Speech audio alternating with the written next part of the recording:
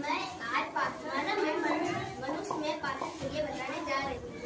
जब हम भोजन ग्रहण करते हैं तो सबसे पहले भोजन मुख में पहुँचता है। मुख गुहा में लार होती है। वो भोजन को लिचलता और चिड़िया बनाती है। लार में टाइलिन नामक एंजाइम होता है जो कार्बोहाइड्रेट को मीठे मॉलिक्यूल में बदल देता है। फिर भोजन रस नली में जाता है। रस नली में नाइट्रोजन पाचन एंजाइम होता है और नाइट्रोजन पाचन क्रिया होती है। फिर भोजन अमाशय में जाता है। अमाशय की दीवारों से जठर रस निकलता है जिसमें 3 अवयव होते हैं, एक पाचन एंजाइम, दूसरा श्लेष्म, तीसरा HCl। पाचन एंजाइम के 2 एंजाइम होते हैं, पहला पेप्सिन, दूसरा रेनिन। पेप्सिन प्रोटीन का पाचन करता है और रेनिन दूध को दूध में बदलता है। और HCl का भोजन में कीटाणुओं को नष्ट करता है, भोजन को ठंडे में बचाता है और भोजन को अम्लीय बनाता है। और श्लेष्म भोजन अमाशय की दीवारों की रक्षा करता है HCl से।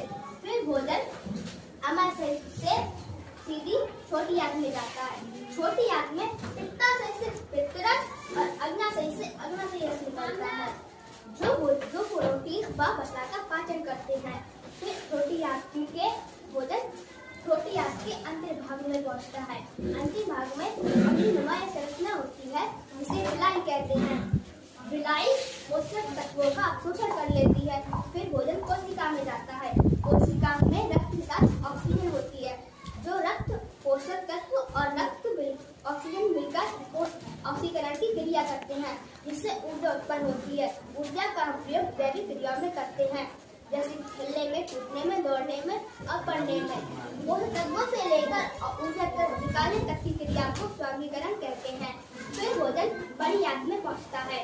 बड़ी आंत में पोषक तत्वों का अवशोषण पहुंचता है जिसे अपशिष्ट कहते हैं। अपशिष्ट बड़ी आंत में भोजन का अपशिष्ट जिसे बड़ी आंत में अतिरिक्त पानी का अवशोषण होता है।